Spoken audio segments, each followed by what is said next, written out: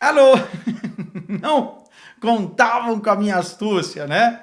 São João, finalmente a festa mais potente, mais pujante, mais carismática da cidade do Porto. Minha humilde opinião, já tô aqui caracterizado, tá? Ó, chapeuzinho, cachecol de Portugal, pá. Portugal, porque estamos em dias de Eurocopa e, óbvio, com o tradicional martelinho. O programa não foi na sexta e está sendo no domingo, exatamente para a gente prestigiar essa festa. E para quem não sabe qual é a tradição do martelinho, mais ou menos a galera sai na rua, todo mundo com o seu martelinho, um batendo na cabeça do outro, faz esse barulho aqui. É um exercício de meditação que você tem que fazer para não se irritar, exatamente por conta desse barulho, porque imagina milhares de pessoas fazendo esse barulho simultaneamente em todo momento.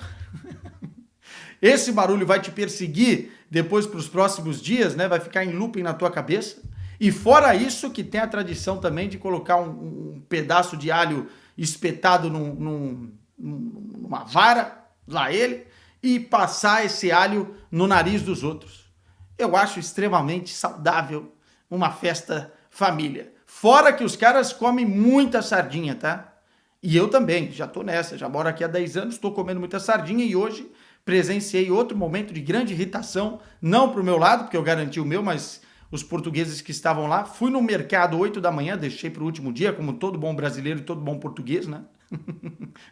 Fui lá no mercado 8 horas da manhã para ver se eu encontrava sardinha, já não tinha. Fui no outro, já não tinha. Tive que ir no mercado de peixe de Angeiras e tava acabando. E eu presenciei lá uma briga pelas sardinhas, né? A galera tava nervosa, a guerra das sardinhas estava acontecendo.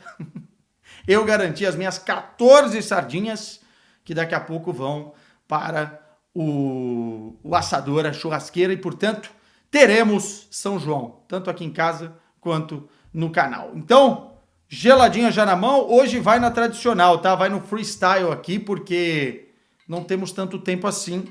Então, bora para os principais assuntos da semana.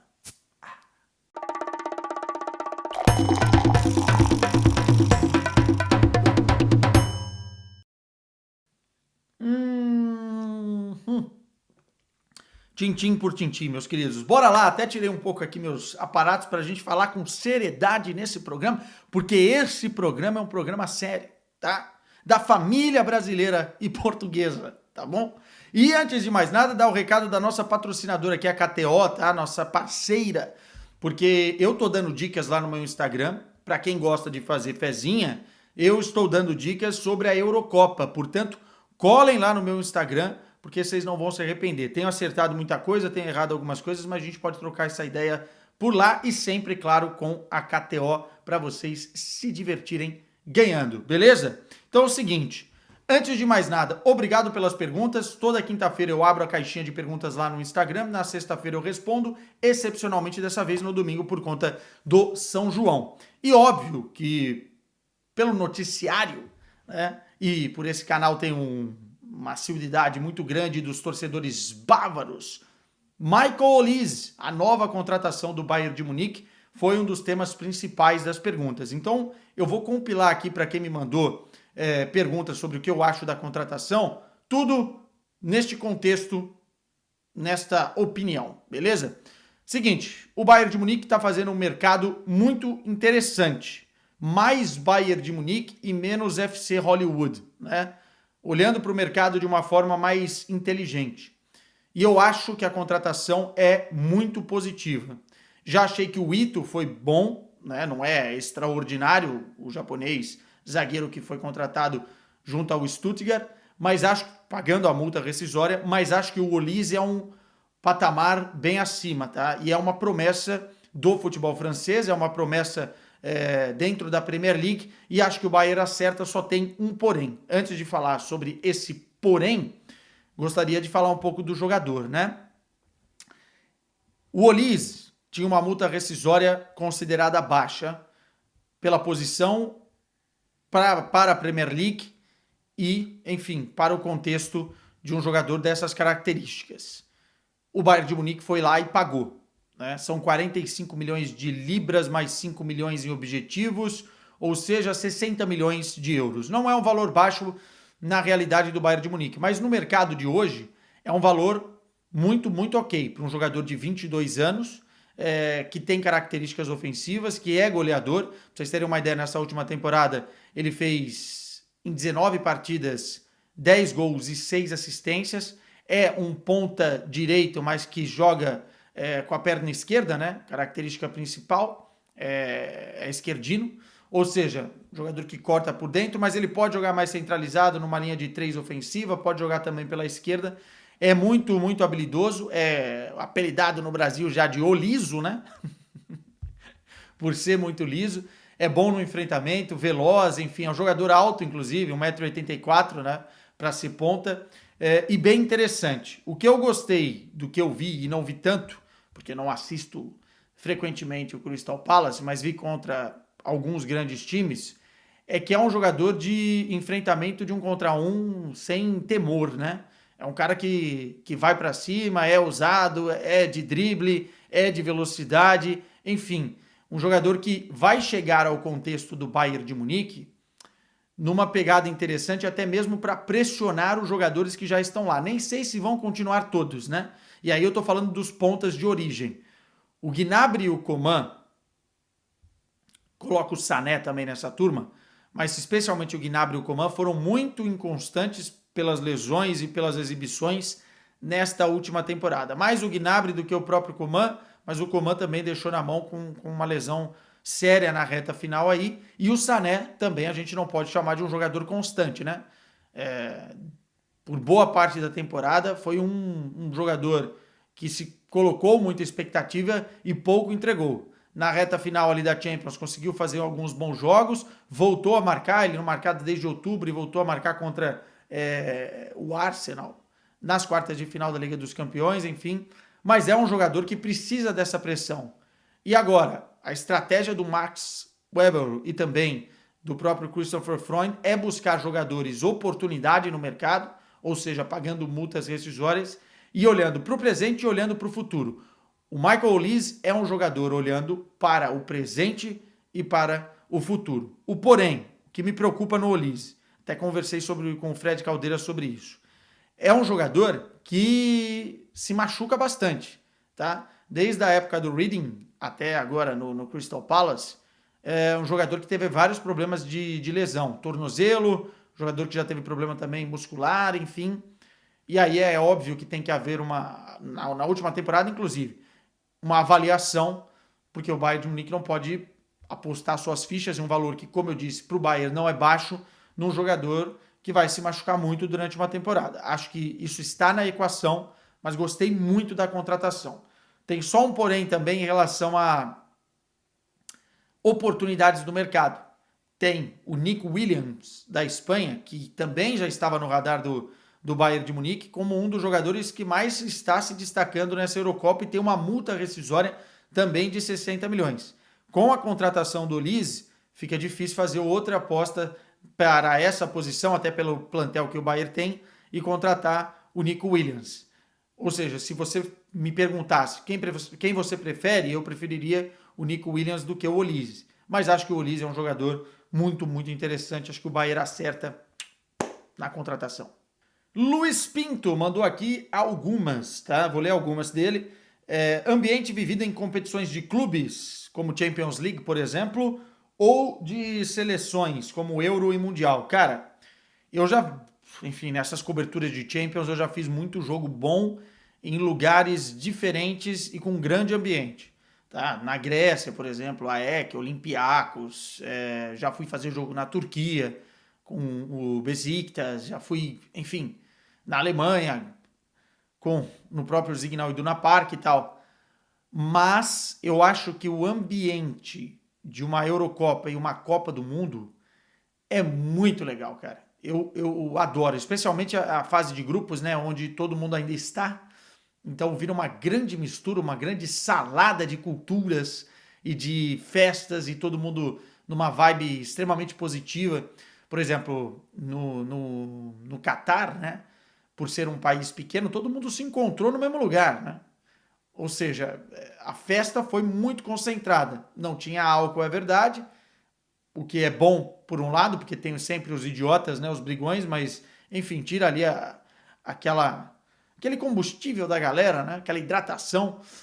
Mas em 2018 na Rússia também foi fantástico lá, a rua do lado da Praça Vermelha, fantástica, cara. Tudo que eu tenho a dizer é que Mundial e Eurocopa, diferente. Em 2016, eu fui fazer a Eurocopa na França, eu nunca me esqueço o que os caras fizeram, a seleção portuguesa foi jogar em Saint-Étienne, e foi uma das melhores fanfests que eu já fui na vida.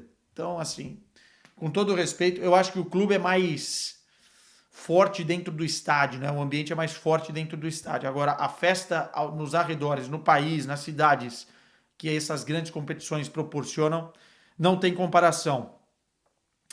Ele pergunta também cervejas boas e baratas vendidas em Portugal, sem ser Superbox Sagres. Eu já dei algumas dicas aqui.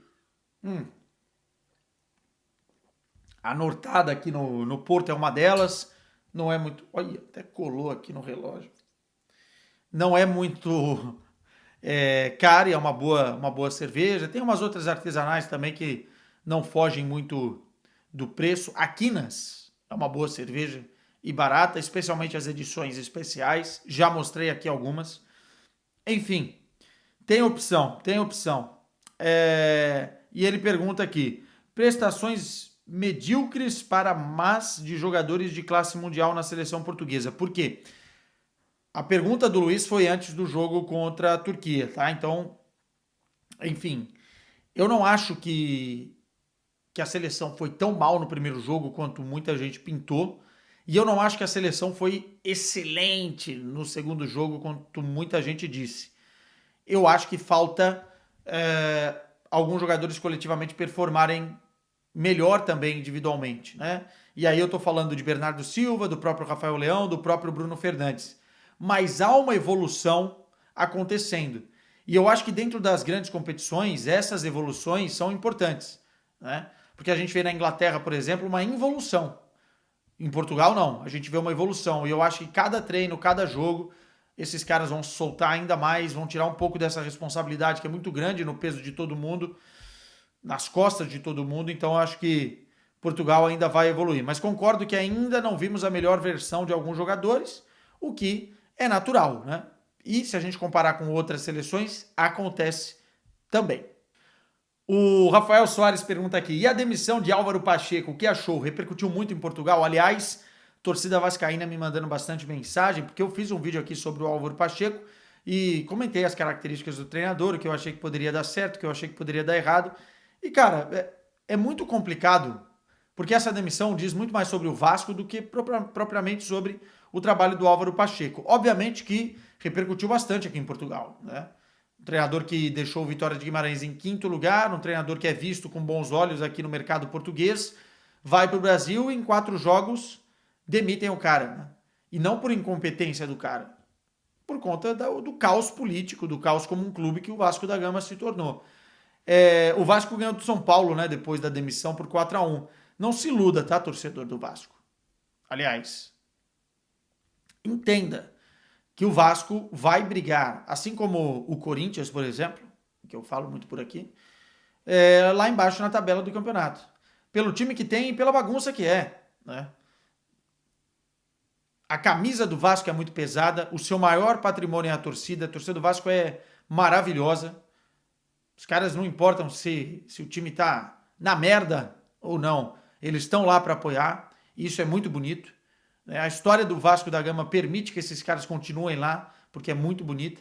Agora, a realidade é que um clube pega um treinador, quem contratou o treinador já não tá lá, né? Ou já não manda, quem mandou embora foram outras pessoas, enfim, e queima assim de uma forma muito, muito ruim. Muito ruim até pela imagem do próprio Vasco. Vai tentar contratar outro treinador português e vai ter dificuldade. Aí os caras colocam uma multa lá na altura e o pessoal reclama. Não tem jeito, cara.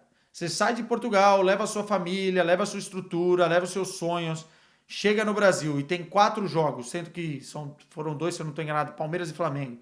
Você perde os 4 porque o time é ruim, porque a situação é complicada mesmo, e não te dão tempo de trabalhar, de quarta e domingo você está jogando, é difícil cobrar qualquer coisa. Então diz muito mais sobre o Vasco do que propriamente sobre o Álvaro Pacheco, e espero que o Vasco consiga lutar como lutou na temporada passada para sair de situação ruim, porque o Vasco é um time que merece estar na primeira divisão do futebol brasileiro. Sequenciazinha aqui, tá? Nunita 007 mandou: achas fiável um meio-campo com Vitinha e João Neves na seleção, né? Quem tiravas para isso acontecer? A fiável é um bom meio-campo. O ponto é que o Vitinha tem mais características de 8 e você teria que colocar o João Neves como 5. E eu acho que o Palhinha é a melhor opção para esse setor e para essa função. É um jogador que dá mais confiança e mais conforto para a seleção portuguesa jogar, até pela proteção à defesa e ao sistema defensivo, né? Especialmente porque tem um tempo de bola muito bom e na transição defensiva ele é impecável. Então eu continuaria com Palhinha e com Vitinha, que fez 2 bons jogos neste início. E o João Neves como uma possibilidade de entrar para o segundo tempo. É um jogador interessante, ainda vai evoluir muito, ainda é um miúdo, mas, enfim, fiável seria se não tivesse o Palhinha, prefiro com o Palhinha. O Rafael Soares mandou: melhor jogador da Euro até agora. Tem alguns bons nomes, né? Nico Williams, Toni Kroos, o Pepe tá fazendo grandes partidas. Mas eu acho que eu vou com o Musiala, tá? Eu acho que eu vou com o Musiala. Baita. O próprio Rafael Soares manda favoritas para Euro. Acho que a Inglaterra deu um passinho atrás, a Alemanha deu um passinho à frente. Então, França, Alemanha, Portugal. E a Espanha, que é uma das melhores seleções até aqui, essas 4. E o que você tá achando da Euro ainda, Rafael? Cara, tô achando maravilhoso, né? O jogo começa cedinho, agora vai mudar isso aí, que é ruim, mas enfim.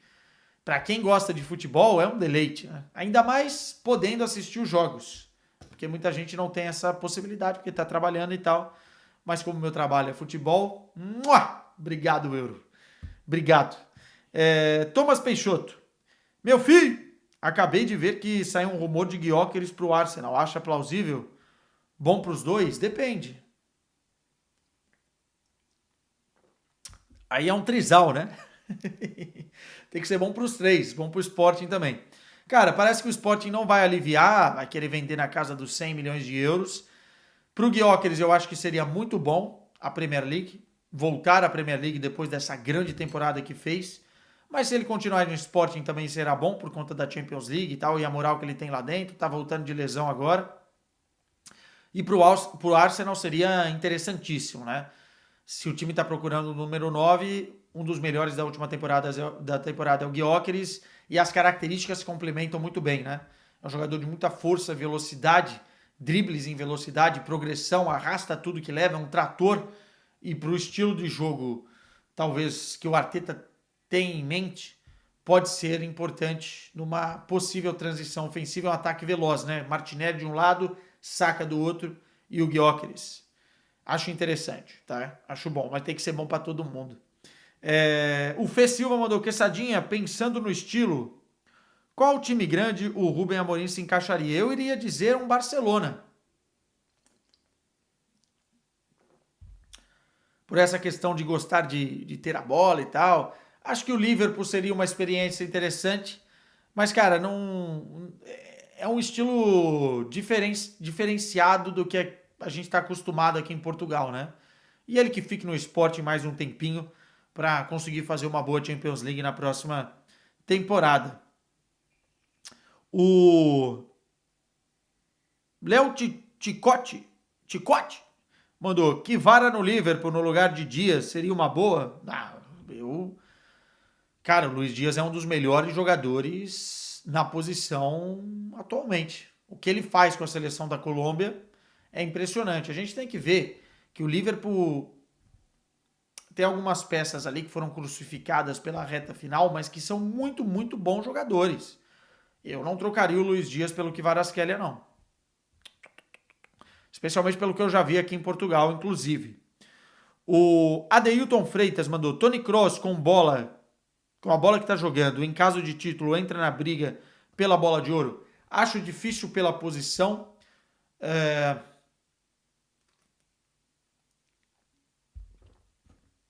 Mas pelo conjunto da obra não acho loucura. Acho que ele tem que brilhar na reta final, sei lá, com algumas assistências, com o prêmio de melhor jogador, numa semifinal, numa final, para que isso aconteça. Mas não acho loucura, acho difícil realmente pela posição, porque quem vota olha estatísticas como os gols, olha para quem está lá na frente, não vota em jogadores dessa posição. E assim, é um pouco loucura, eu já falei sobre isso, né? E até um pouco injustiça o Modric ter uma bola de ouro e o Toni Kroos não, né? Porque eu não vejo o Modric melhor que o Toni Kroos para a história do futebol. Mas assim é, né? Nem tudo são flores, nem tudo é justo nessa vida e vocês sabem muito bem disso. O Pedro Moraes mandou opinião sobre a saída do Álvaro Pacheco, achei injusto, porque foram só 4 jogos, também tô contigo. O Knetcher mandou, a Alemanha é favorita pelo futebol apresentado até agora? Prost! Prost para você também, Knetcher. Uma das, né? Uma das. Deu passos à frente, mas eu ainda quero ver a Alemanha. Agora vai pegar a Suíça, estou gravando antes do jogo, mas quero ver a Alemanha em grandes testes com seleções que agridam mais essa linha alta da defesa da seleção da Alemanha, que me preocupa, né? O Nagelsmann já fazia isso no Bayern de Munique. Quando pegar um time que consiga explorar isso com muita velocidade, talvez vá sofrer. Nathan Romualdo, Kimmich é pilar do Bayern de Munique. Sinceramente, é um erro sequer cogitar a saída dele. Eu acho que tem mais a ver, viu, Nathan, com o próprio Kimmich do que com o próprio Bayern de Munique. Acho que há um desgaste ali na relação. Ele já deu algumas entrevistas falando sobre isso. Aquela parada do Covid, dele não tomar vacina. O clube, obviamente, não ficou do lado dele, né? E depois ele se vacinou, e depois mudou o discurso. Aí teve outras questões, né? Ele tem que mudar de posição nessa temporada, jogar de lateral direito, que eu particularmente gosto mais hoje do que ele querendo ser um primeiro volante. Tem essa questão de posicionamento. Então, assim, sinceramente, acho que já foi um elo mais forte, perdão, do que é hoje em dia. Mas eu também manteria. Acho que é um jogador que nas mãos do Kompany, especialmente nas mãos do Kompany, que é um guardiolista, pode funcionar muito bem. Tem muita gente me mandando aqui perguntas sobre o Corinthians e eu estou devendo, canalha que sou, estou devendo um vídeo sobre o Corinthians. Mas vamos fazer. Tem reportagem até do Fantástico hoje, né? Vamos esperar a reportagem aí, que vamos ver o que sai daí. Mas a galera mandando aqui, o Hilkers mandou, por que o Corinthians paga altos salários para jogadores meia boca? E tem uma galera mandando quais são os problemas do Corinthians. Eu falei aqui no último Gelada que o Corinthians, especialmente o Augusto Melo, precisava dar um passo ao lado para realmente colocar alguém, um CEO, indicado inclusive pela Ernst Young, né, a auditoria que foi feita, para dirigir todos os departamentos, né? E ser esse escudo para que o time comece a ser mais eficiente dentro da sua estrutura, no mercado e nesse controle de crises internas que parece estar descontrolado. O Corinthians contratou um nome para isso. Eu confesso que preciso estudar mais, vi hoje a contratação, fez um bom trabalho no Flamengo, mas naquele momento de reconstrução do clube, e chega agora para tentar fazer a mesma coisa no Corinthians. Vamos ver. O primeiro passo era contratar um CEO. Vamos ver se vai dar certo. O segundo passo é parar de vender ilusão para o torcedor. Vamos contratar 4, 5 jogadores titulares. Os jogadores titulares que vão vir não são grandes jogadores. O Corinthians não tem dinheiro hoje para contratar grandes jogadores. Pode contratar grandes soluções, mas não grandes nomes. O Corinthians perdeu a briga pelo Wallace, que estava no futebol italiano, para o Cruzeiro. E já não é um grande nome assim, muita gente está se lamentando. Então, não esperem grandes coisas dessas grandes promessas feitas pelo Augusto Melo. Acho que o Corinthians tem um problema hoje muito mais de organização interno e estrutural do que propriamente dentro do time. Acho que o Antônio Oliveira tem seus erros, sim, mas eu acho que seria um erro já queimar etapas e mandar o Antônio Oliveira embora, consoante a bagunça que hoje vive o clube, né? Não é culpa do Antônio Oliveira que os caras tenham contratado os jogadores que contrataram. Muitos deles não vão dar certo, ou que liberaram o Cássio e não renovaram com o Carlos Miguel antes, e o Carlos Miguel está indo embora, que trouxeram um monte de zagueiros que, enfim, não estão no nível do Corinthians hoje. Enfim, tem muita coisa errada no Coringão, cara, que a gente precisa ter aqui um vídeo para trocar essa ideia. Portanto, fico aqui em dívida com o vídeo do Corinthians e hoje vou acompanhar, depois de madrugada, já calibrado, o Corinthians e Atlético Paranaense. Vamos sofrer. O João Matias Moreira, que sorte, pelo amor. Vitor Roque no Porto, confere, e quem seria o mais beneficiado, o clube ou o jogador? Cara, é um trisal, né? Tem o Barcelona também nessa parte. E perto é uma palavra forte. Eu diria que a coisa está caminhando e pode acontecer, mas eu ainda não colocaria a palavra perto, porque tem muitos detalhes aí, inclusive o próprio Hans Flick ainda quer analisar o jogador para ver se libera ou não. O Deco está estreitando essa ponte Porto, Deco que tem casa aqui no Porto, inclusive, Barcelona. Pode ser uma boa para o Porto, porque você conseguiria, dependendo do que o novo treinador quer fazer ali em relação ao ataque, fazer um time num 4-4-2 com Evanilson e Vitor Roque. Bom ataque. Pode ser uma boa para o Vitor Roque, porque vem para uma liga menor, com menos cobrança, e que o Porto, enfim, é um clube que, se o jogador se dedica, os caras compram a briga do jogador e que ele pode evoluir como atleta. E para o Barcelona pode ser bom, né? Para tirar ele um pouco dos holofotes, já que foi uma das causas de muitas críticas, inclusive até o trabalho do Xavi, a não utilização do Vitor Roque. Então acho que pode ser uma boa para todo mundo, mas tem que organizar direitinho, até porque tem que ver, vai ser empréstimo com opção de compra, ou aquele empréstimo como foi feito com o Casemiro, com opção de recompra, caso o Porto acione a cláusula de compra, enfim. Mas é uma boa. Gosto da ideia. Guilherme Cossel mandou aqui, vamos numa sequência aqui, porque tá acabando minha cerveja, tá? Perigoso isso. Imagine o Kane, atacante da Alemanha, abrindo espaço ali para Musiala e Wirtz. Ainda bem que ele é da Inglaterra, né? Pensando no Brasil, por exemplo, ou em outras seleções. Mas seria interessante, seria muito interessante. Cada um no seu quadrado, e também tem o Füllkrug, hein? Respeitem o homem mais bonito do futebol mundial. Mesquita de Alberto mandou: como entraram na TNT? Morei na Alemanha e isso definitivamente seria um sonho. Quer roubar meu lugar, rapá? Futebol alemão? Cara, quando a gente entrou, eu particularmente fui um dos primeiros contratados, né? Fui eu e Patrícia Domingues em Barcelona, não sei se vocês vão lembrar disso, ainda era esporte interativo e os caras montaram a equipe do nada. Então foi mais fácil, porque a gente, no meu caso, consegui mandar um currículo lá para a chefia foi o André Henning, inclusive, que me indicou, e a chefia analisou e eu fui contratado porque os caras estavam precisando. Nesse exato momento não tenho conhecimento dos caras precisarem. Mas fica de olho, faz teus contatos. Quem sabe, né? Nunca deixe de sonhar. Essa é a grande realidade. O Eliezer Martins mandou: a próxima Bundesliga tende a ser a melhor dos últimos anos? Tende a ser muito, muito competitiva. Uma boa pergunta. O Stuttgart está bem, vai perder alguns nomes, é verdade, mas fez uma excelente temporada. O RB Leipzig tem um bom time. O Borussia Dortmund com o Sarrin, vamos ver o que vai acontecer com o novo treinador e tal. Bayern de Munique, Bayer Leverkusen. Tem o São Paulo ainda como um carisma da competição. Sim, tende a ser uma grande temporada. World Football 24 horas. Já estudou os times da Copa América? As seleções, as principais, né? Colômbia, Uruguai, Argentina, Brasil. Mas eu não tô muito afim de ver todos os jogos da Copa América, não, cara. É muito tarde aqui e ficar acordado para ver uma Venezuela e Equador é difícil, né? Ainda mais que a gente cobre o futebol europeu e eu preciso estar bem informado para falar sobre a Eurocopa aqui. Então é complicado. A vontade é de assistir tudo, mas não dá. E Lucas Campos, quando vem para o Brasil? Lucas Campos 33.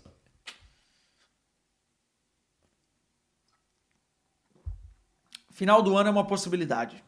É uma possibilidade porque agora vai nascer meu filhinho em julho e depois aí tem um tempo de maturação, né? mas no final do ano pode ser que eu tenha que resolver um monte de pepino aí no Brasil, e, enfim. É o que é. E mandou um arerê, o Timão vai jogar a Série B, rapaz. Me respeita. Fica na tua aí, não vou pro Brasil mais não. Ainda mais se cair. Não. Não. J. Cury, acha que Mittelstadt poderia substituir o Davis no Bayern? Eu acho que é um jogador com características diferentes, mas eu tô cada vez mais gostando dele. Já gostava quando via no Stuttgart, e o que ele tá assumindo com a idade que tem na seleção da Alemanha é um bom nome, mas tem que ver a situação, questão de contrato, né? Questão de multa, porque não vai ser um cara barato, ainda mais depois dessa Eurocopa. Zé Armando 9, faz a barba na Gillette ou na cera? Na cera, velho? Porra. Não.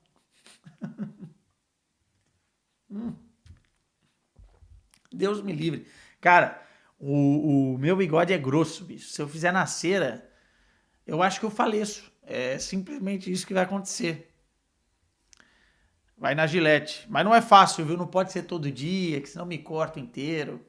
35 anos nas costas, ainda não aprendi a fazer barba. É mole? É brincadeira? Luiz Paiva mandou: Corinthians deveria abrir mão de outras competições e focar em não cair no Brasileiro. É muito cedo ainda para isso. Mas eu acho que a preocupação do Corinthians dentro do Brasileiro vai ser essa mesmo. Não tem para onde fugir. Não vou vender ilusão, não sou Augusto Melo. Não cair. Então, olha, até caiu o microfone, cara. Sinais. Pera, microfone, fica aí. Calma, microfone. Mas eu acho que sim, tem que focar e dependendo da situação, no segundo turno, no início do segundo turno, vai ter que fazer escolhas. Não vai ter muito para onde fugir. Quem mais? O Pedrinho Roque mandou: salve, você acha que o Cristiano Ronaldo chega aos 900 gols na Euro? Pô, é difícil, né? Ele não marcou nos primeiros 2 jogos. Sei lá, cara, se ele meter um hat-trick contra a Geórgia, mas é difícil marcar 5. Acho que ele ainda marca pelo menos uns 3, mas é difícil marcar 5 gols. Opinião, né? Mas do homem não dá pra duvidar, não dá pra falar que não vai conseguir, enfim. O mestre Stifler: por que Nagelsmann sempre tira Wirtz primeiro, mesmo jogando bem? Também não sei. Eu acho que pode ser alguma questão física que ninguém falou. Ele gosta mais do Musiala, isso também me parece. Mas aí vamos ver, né? Se a seleção estiver numa situação difícil, se ele vai fazer isso. Porque até agora ele fez quando a Alemanha já estava vencendo bem os seus jogos. Enfim, e ele tá sempre bem, o Wirtz, né? É impressionante. E pra gente terminando aqui, o Mário Cardinale mandou: se a Alemanha for campeão, Kroos eleito o melhor do mundo, já respondi. E ele manda outra aqui: vem tomar uma gelada com nós nos trópicos. Final do ano e vocês estão me devendo uma vinda aqui para Portugal, tá? O caminho de lá até ali é o mesmo dali até lá. Tá? Tenho dito. E pra gente terminar, João Pedro DBF: fala, Quesada, seja sincero, feijão por cima do arroz ou arroz por cima do feijão? Isso diz muito sobre as pessoas. E eu vou dar meu veredito. Feijão por cima do arroz.